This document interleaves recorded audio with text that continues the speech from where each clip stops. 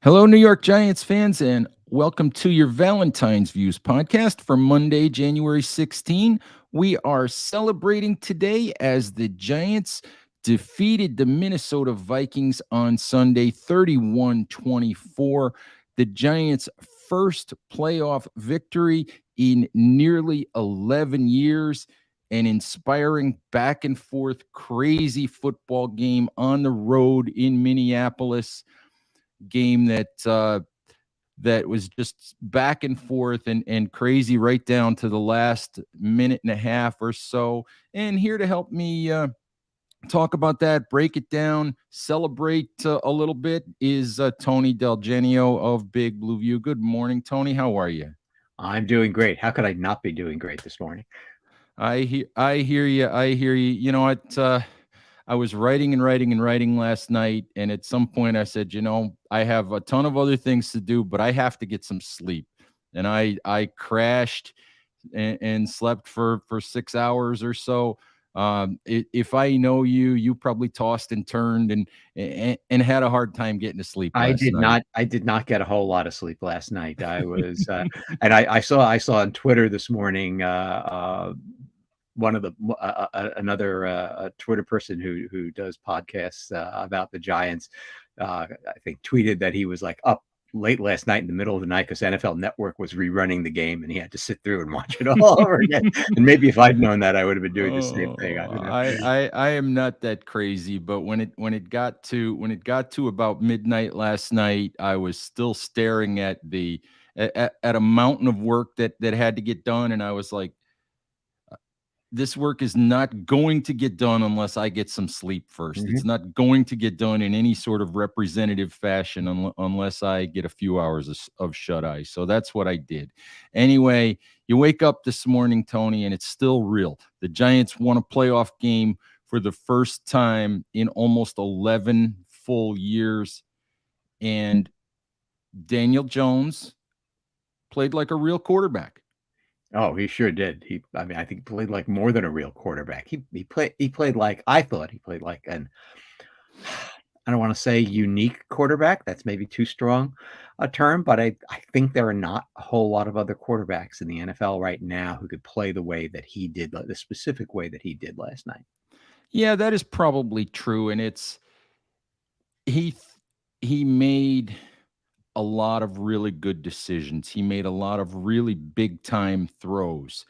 He ran the ball effectively, and Daniel Jones is a different kind of runner than your Kyler Murray, than your Russell Wilson was in his prime, than Lamar Jackson is now. He's a different kind of runner than a lot of quarterbacks. He makes good decisions about when to go, and he's not afraid to throw a stiff arm, throw a shoulder when Mhm. he needs to. And one of these days, that's going to get him hurt. Yeah. There's no doubt about it. One of these days, that's going to get him hurt. But in big spots, in big situations, you love to see your quarterback, your team leader compete and be willing to put it on the line. Yeah. Well, the knock on Daniel Jones, one of the knocks on Daniel Jones has always been that he couldn't get through a full season without getting injured. And he's never played a full season in the NFL. And actually, he still hasn't played a full season in the NFL. But this year, it wasn't because he got hurt. It was because the Giants had clinched and they could afford to sit him out the last game. And, I mean, he's a big, strong guy. And you do wish that he might go down a little sooner and not open himself up to as many possible hits as he takes. But on the other hand, I think at least from the outside, I think he's a very inspirational figure to the rest of the guys on the team. Absolutely, and I think part of that is because of what he and the Giants have dealt with in his first 3 years, the criticism that he's taken, but the way that he has approached his job. And I almost hate to admit this, but I do watch WWE, and I do know who Roman Reigns is. And I do know, I don't know if you do, Tony, but Roman Reigns is the WWE champ, and his big catchphrase is acknowledge me. Mhm. And I think that even the doubters, I couldn't help thinking about it last night, the doubters of Daniel Jones, the guys that have been all over him for years and said the Giants were wrong to draft him and he'll never amount to, to being a top half of the NFL, a top 10 type quarterback. The doubters, everyone has to acknowledge what Daniel Jones did yesterday and what he has become for this football team. He's still not Patrick Mahomes, but he is a winning NFL quarterback. He can do and has done this year all of the things that the Giants have needed him to do. I think people just need to acknowledge that he's not the joke or the meme that he might have been 2 years ago. Well, one of the funnier things on Twitter these days, if you go around and looking for it, is there's a Daniel Jones apology form that you can get on Twitter if you just search for that you can go in, and it lists about 8 or 9 different things that you can check that you want to apologize to Daniel Jones for, and it's actually pretty funny, but it's very much right on the mark. Tony, we should dig that up, and we actually should do a story on that. We actually should post that as a quick hit story. That's pretty funny, but obviously, let's not put Daniel Jones in the Hall of Fame. Let's not overstate it. But as I wrote on Sunday night, the debate about whether or not Daniel Jones can play and the debate about whether or not Daniel Jones should be the Giants quarterback going forward after this season, that debate's over. The only debate is how big Daniel Jones' bank account is going to be. Really, I think, and that's going to be a really interesting question in the off season, because Joe Shane is going to have to figure out how to bring back Daniel Jones, how to keep Dexter Lawrence on after. I mean, fortunately, they picked up his 5th-year option, so they have they have a little time on that before they have to really pay him. But for sure, he needs to get paid by the Giants. And in my personal opinion, they've got to bring back Saquon Barkley. I know not everyone will agree with that, but I feel like Saquon Barkley is a very important part of this team too. And they've got to find a way to get, I think, all of those guys in under the cap while still having some room left to fill in a couple of the other obvious holes that still exist on the team. Absolutely. It's it's a good problem to have. Let's put it that way. It's a good problem to have, because now you have a quarterback to start with. You have a quarterback you can go forward with, and now you have to pay him. And that's really a good problem to have. I found it really interesting on Sunday. I expected, to be honest with you, I expected a whole lot more Saquon than I got. And I found it interesting that the Giants ran that game through Daniel Jones from start to finish. And it was obvious that they were going to live and die with Jones, and he certainly lived up to it. Yeah, I felt exactly the same thing. I thought they were so pass heavy compared to what they usually do the last time that they played Minnesota, that for sure Kevin O'Connell would be looking to stop that, and that they would go to a more run-oriented attack just to change things up and catch them a little bit off guard until O'Connell adjusted to it. And as you say, instead they came out and passed a lot the whole game and showed that they can do it. Now, granted, a lot of that is that Minnesota's pass defense is very poor, but I mean, they do have some players on that defense, even though overall I think that defense is too passive to be really effective at a high level in the NFL. Still, there are some good players on that defense, yet the Giants just attacked it with their supposedly subpar group of receivers, and Jones managed to get 300 yards again in passing, which he's done now twice in the last few weeks. And absolutely, and I don't want to downplay what Saquon did. He did have 105 total yards of offense, two huge touchdowns, including running over Dalvin Tomlinson. But this game on offense was really the Daniel Jones game, and look, the Giants are going to lose offensive coordinator Mike Kafka sooner or later. They No, might. no. Don't say that. Don't say that. Don't say that. No, it's No, you have to be like the guys on Twitter who are tweeting right now. Oh, Kafka is a terrible offensive line coach. Well, I don't know why anybody would possibly want to. Yeah, like that's going to help.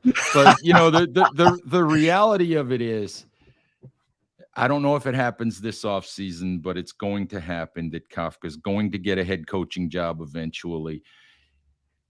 And look, I know that the basic part of the Giants offense, the guts of the Giants offense, are Brian Daboll's playbook.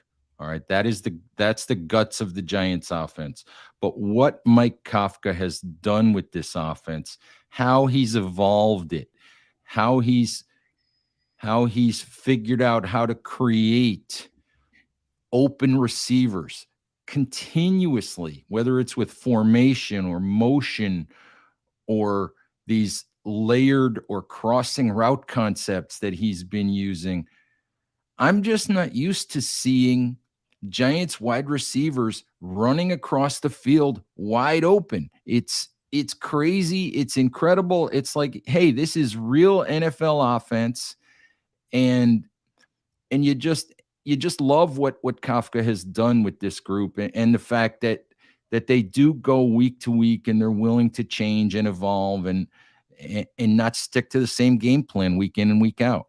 Yeah, I mean, obviously, yeah, if you're a Giants fan, you'd be happy seeing them not only get to the playoffs this year, but advance through the first round of the playoffs, regardless of what they looked like, even if they had the most boring 3 yards in a cloud of dust type offense in the world. But this particular Giants team, I think, is one of the most interesting teams in the NFL. And maybe I'm just looking through it with the, through the lens of a Giants fan. But I think the NFL as a whole is starting to catch on that the Giants are not only a great story, but they're actually a pretty great show to watch. I mean, they're not Patrick Mahomes great to watch, but they're one of the more interesting teams in the NFL to keep your eye on. And to me, it says something that they put them in the 4:30 window yesterday, and that they had their top broadcast team doing the game. And thank God for that. I love listening to Burkhardt and Olsen, because I think they do a great job. And Olsen likes to show you what's going on, and he showed you those crossing patterns and things like that, and so on. So I think they do a really, really nice job on that. But the fact is, the Giants are such an interesting team to watch now on offense and defense, that I just love seeing their games to try to understand the things that they're trying to do. And part of it is that still the rest of the NFL is just discovering what the Giants can do. This is a team that had 5 straight double-digit loss seasons. They were looked at as a team that didn't have a lot of talent. And I've said it before, there's more talent on the roster. Maybe not elite talent like some teams have, maybe not in some, that elite talent, but there's more talent than people have given the Giants credit for. I think the Week 18 game in Philly showed some of that. But what there also is with this Giants team that shows so much is the difference that elite, high-level coaching can make. What Brian Daboll has done, what Kafka has done, what Wink Martindale has done. I mean, Wink Martindale went against type on Sunday in order to try to slow down Justin Jefferson. And I think that if I saw the number flash by on Twitter, I think that Martindale, who blitzed more than any defensive coordinator in the league all year, blitzed on only, I think, 22.5% of Giants defensive snaps on Sunday. They played a lot of zone, which is anti-Wink style. They bracketed Justin Jefferson everywhere. I mean, they gave up a little bit to TJ Hawkinson, but they bracketed Justin Jefferson. His longest catch of the day was 10 yards. 10 yards. And I think he had 3 catches in the entire game after Minnesota's opening drive. Just amazing. It blows me away, the flexibility of this coaching staff, the ability of this coaching staff to identify not only how to attack an opponent, but how to use its own players to their best advantage. The Giants are getting so much mileage out of so many people, and that's such a credit to Brian Daboll and his staff.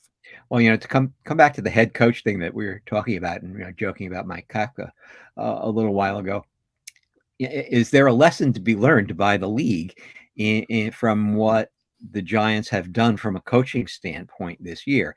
And the one thing I keep coming back to with Brian Daboll is, and I don't know the answer to this question, but if you had hired him back in 2002 or 2004 or whenever it was that he began his coaching career, would you have gotten anything like the coach that you have today? The thing that I keep on coming back to in my own mind anyway is when I watch all of the things that he's done and done right. I mean, and he's done, I think, almost everything right this season. Certainly his batting average is a lot higher than I think any other coach in the NFL right now, considering what he has to work with. And the thing I keep on coming back to is, well, he's had 20 years to think about what he would do if he ever became a head coach. This wasn't just something that happened overnight to him.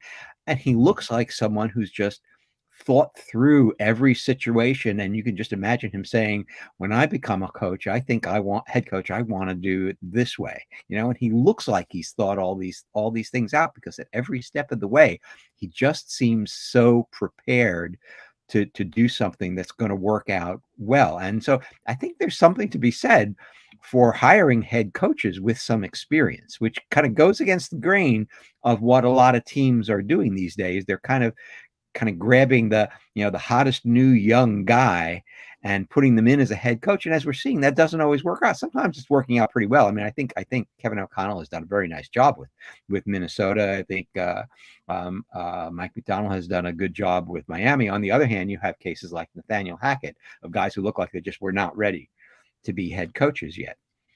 Absolutely. I think the biggest lesson that NFL teams should take from Brian Daboll is, well, first of all, I'm always a fan of the CEO type head coach. I'm always a fan of the guy who doesn't have his face in the playbook.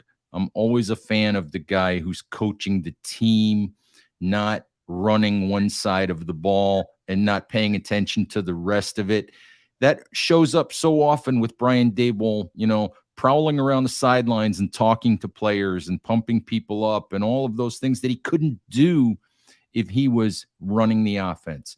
But for me, the big thing, Tony, the big thing is, as you talked about, the experience and the fact that Brian Daboll has worked for a number of head coaches, not only Bill Belichick, but he's, and he's got 5 Super Bowl rings. He's got a national championship in college. He's worked for several different head coaches. He's worked in several different roles. He's coached for Super Bowl winning teams. He's coached for teams that were awful. He's seen both sides of it. He's seen, why things succeed and why they fail. And I think sometimes those things, the depth of experience and whether these guys have experienced both success and failure is something I think that NFL teams miss. Mm-hmm. Yeah, I couldn't help but flash in my mind as you were starting to describe the alternative to the way he coaches. I couldn't help but think of Ben McAdoo, who's really kind of like the anti Brian Daboll in every respect. And I think it just shows you that have to think about a lot of different things to be a successful coach. And he gives you the impression that he's thought about every single one of them. Yeah, I get asked about. I laughed when you brought up McAdoo because I get asked about why we should buy into the idea that success will continue with Brian Daboll when McAdoo had that successful first year, 11-5, the playoff appearance, and then everything fell apart in his second year. And here's the difference for me. Look at the way Brian Daboll relates to players. Look at the way he prowls the sideline. Look at the way players talk about him. Brian Daboll is coaching the entire team. He is coaching the entire organization. And the biggest issue that Ben McAdoo had, and people used to joke about that oversized play card and McAdoo's face in the play card. But the biggest issue that Ben McAdoo had was that he was really a glorified offensive coordinator who had only coached in one place, which was Green Bay, only coached under Mike McCarthy, and only knew one offensive system, which was you run 11 personnel and you change a Super Bowl winning quarterback's mechanics to look, and that's what you do. You just run 11 personnel and you play out and you don't make any adjustments, and that's how you do things. And when things went bad for the Giants in 2017, McAdoo had two problems. His first problem was a lot of the players he was trying to rein in didn't respect him because he hadn't built relationships with a lot of those guys, especially on the defensive side of the ball. The other problem was he knew one system. He thought he had the answers. He didn't want to listen to anybody. He just kept banging his head against the wall. And that is the anti-Brian Daboll. He brought in a coaching staff filled with the top guys he could find, whether he had relationships with them or not.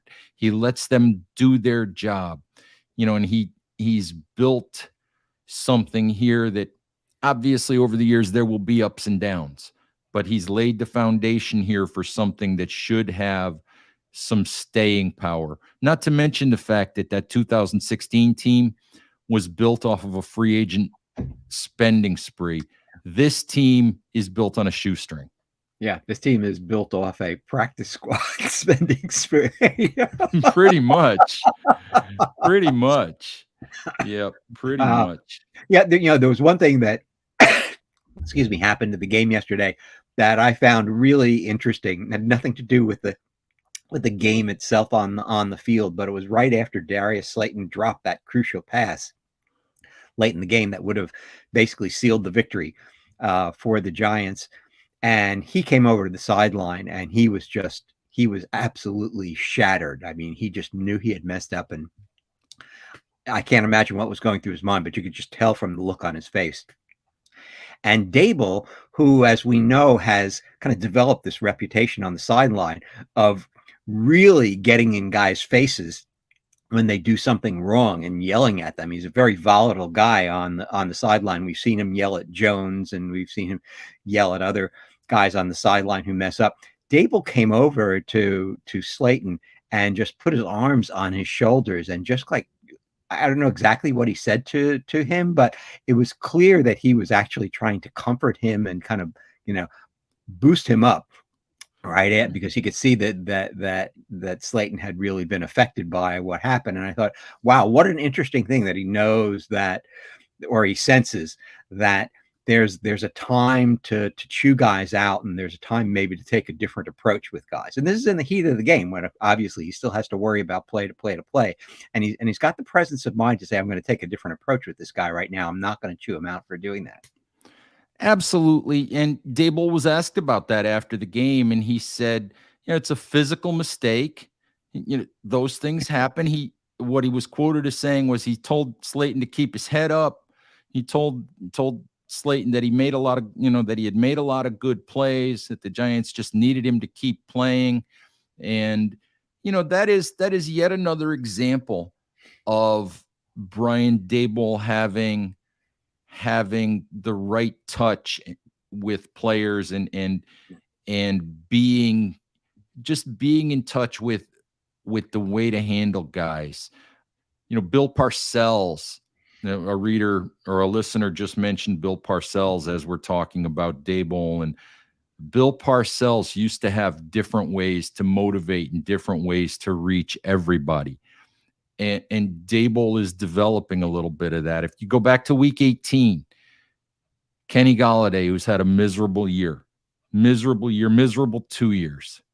Kenny Golladay makes a great catch for a touchdown in a meaningless game, his only touchdown catch in 2 years. Comes off to the sideline, and there's Brian Daboll sitting on the bench talking to Golladay. And of course, just I don't know what he said, but just probably talking about, great play. You might have an opportunity to help us in the playoffs. Keep your head up, keep working, all that kind of stuff. And what happens yesterday? Kenny Golladay, who, let's be honest, Galladay's made $40 million from the Giants over 2 years. Galladay's not going to be a Giant come springtime. He's almost certainly going to be cut to save cap space and save a roster space for somebody who's younger and more athletic. Kenny Golladay knows that. There's no real reason for Kenny Golladay to go out there when he gets 4 snaps and pancake block a defensive back in the last couple minutes of the game. But that's the kind of effort. I mean, it's a credit to Golladay. It's also a credit to Brian Daboll and that coaching staff for not just writing that player off, for continuing to give that player a reason to stay invested. And Daboll noticed that too, that block that he threw. Absolutely. And he mentioned it in his press conference. He went out of his way in that press conference because the question that was asked of him mentioned a few other players and, guys that had played small roles. And Brian Daboll went out of his way to make sure that he talked about Kenny Golladay in answer to that question. Yeah. And so, so you have to wonder what's going through Galladay's head, but somehow he's managed his to keep his head in the game. And as you say, I mean, that's the most selfless thing you can do. You're somebody who kind of is used to more of a spotlight and being kind of the man on the team in the receiving core. Now he's reduced to this real spare part. Yet he goes out there and, as you say, and throws an important block and a great block. Too. I watched that and I said, "Oh, it reminded me." Enjoyed it too because he kind of stood over the guy a little bit. Yeah, that's right. Reminded me of Sterling Shepard, who for a small guy is actually a great blocker as a receiver, and not all receivers are good blockers, And so I said, "Wow, it's a nice thing to see a Giants wide receiver blocking someone." All of that. You watch the Giants, Tony, and you talked earlier about how sort of interesting they are. And one of the things that you have to think about is players around the league are going to notice that too. Yeah. Players around the league are going to notice that. What happens when you see things like that, when you see the way that players get used and the way that players get treated and the way that these teams win, is all of a sudden that team becomes a destination. Yeah. Becomes a place where other players want to play. And that also bodes well for the Giants' ability to bring in talent, to continue to upgrade a roster that as we know, still needs some playmakers on the defensive side of the ball. It could still benefit from a true number one wide receiver. It could still benefit from more talent on the offensive line, more depth at tight end, places like that. But it's but it absolutely bodes well for the future of the franchise. Yeah, I've been thinking about that a little bit myself too, and I think the Giants could have finished 7-10 this year, which was my prediction for them at the beginning of the season, and there still would have been, I think, that vibe because I think they have made people notice around the league the way they go about things and what they're getting out of the talent that they're getting. But to finish 9-7-1, and the fact is, after tonight's game is over, there will be 8 teams remaining standing in the NFL, and the Giants are one of them. And as you say, if you're a free agent and you're looking where to go, obviously you want to go to some place, where you're going to get the money that you want to get, but you want to go someplace where you're in a good situation and where you have a chance to win. I think a lot of players, really want to win that Super Bowl. And if you're a free agent, you've got to be saying to yourself, well, look, these guys are not far away. All they need is maybe a few pieces and they can make a serious run. I mean, I can't believe I'm saying that at the end of his first season as Giants coach after everything that's come before, 4-13 last year. But yeah, there aren't many more places in the NFL that look like they should be more attractive to a free agent right now than the Giants are. Absolutely. And Tony, one of the last things I think we have to talk about is Giants fans know the history. Okay. Giants fans know the history. We've written about it and wrote about it Sunday morning at Big Blue View. The Giants, I think this was their 10th playoff appearance since 1993. They've gone one and done 6 times. The other 3 times that they won a playoff game, they landed in the big game. There's no promises. There's no guarantee. There's no way to know. But that history sits there. And Tony, it is amazing to me that there are similarities between the last 2 championship teams and this Giants team, just in the fact of neither one of those 2 teams was a dominant regular season team. Neither one of those 2 teams was really expected to get to the playoffs or make a deep run in the playoffs. The other thing that's really interesting, and we're kind of circling back to Daniel Jones, is the Giants drafted Daniel Jones to replace Eli Manning, largely because in many ways Daniel Jones reminded them of Eli Manning with the ability to run and make plays with his legs. And if you look at it, it's almost eerie how Daniel Jones, the arc of Daniel Jones' career, is following the arc of Eli Manning's career, right down to the fact that in both cases, it's been the 4th season of their careers into the playoffs when they both started to get some respect from people around the league. And even I'll go even one step beyond that, not just in the 4th season of their careers, but late in the 4th season of their careers, because as you know, in that 2007 season, Eli didn't play particularly well. I mean, everybody remembers the 2007 season if you're a Giant fan, and you're blinded by the glow of what the Giants did in the playoffs and the Super Bowl, and even the very last game of the regular season against the Patriots, which is now this legend in Giants lore. But, going up to that, Eli was not having a great 2007 season. The Giants barely made the playoffs that year. If they hadn't really toughed it out in that great game up in Buffalo where it started snowing at the end of the game, and I think it was Brandon Jacobs and Ahmad Bradshaw both broke off big long runs to win the game in the 4th quarter for the Giants, if I remember correctly. They might not have even made the playoffs that year, and they were.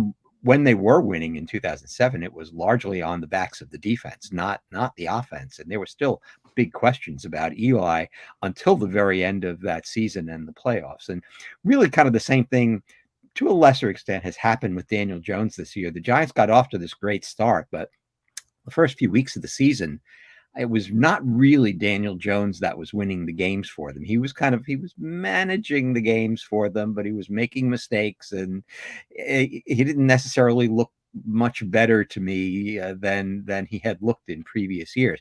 But somewhere along the line, after those first few games, he started to kind of catch on, or Dable started to catch on with how he should use him, or whatever. But something happened, and after that, I would say maybe starting with the Green Bay game, let's say, or thereabouts, he's become a better and better quarterback. And now these last few weeks, he's taken another step up, and they're really kind of leaning on him now, I think, more than they ever have before.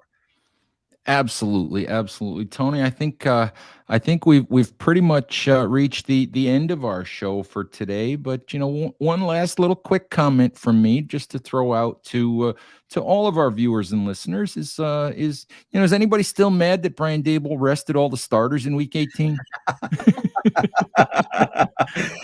As everything he does turns out right. Right. I mean, the only thing he did this season that didn't turn out right was having Adoree Jackson return punts. That's the one mistake he's made all season. But find something else that he's done wrong this season. It's hard. And you want to know, sometimes guys have the golden touch, and it doesn't always last. I mean, shoot, Jerry Reese, everything Jerry Reese touched his first couple of years as GM, turned into gold. And eventually that faded away. But so far this year, Dable has had that sort of magic touch. And I was thinking about Adoree Jackson the other day, Tony, and the reality of it is that was his worst decision of the year. But he got away with it because Adoree Jackson missed those 7 games, but the Giants got into the playoffs. And Adoree Jackson was a big part of that defense on Sunday. Yes. Yeah. Bracketing Jefferson, as you said. Absolutely. All right, Giants fans, that's our show for today. Hope you enjoyed it. And Tony and I will be back next Monday, hopefully with another Victory Monday celebration for your Giants as they face the arch rival Eagles in the divisional round. Never thought we'd get there this year, Giants fans, but here we are. Anyway, thank you as always for listening. Please stay safe out there. Take care of each other, and we'll talk to you soon. Bye-bye.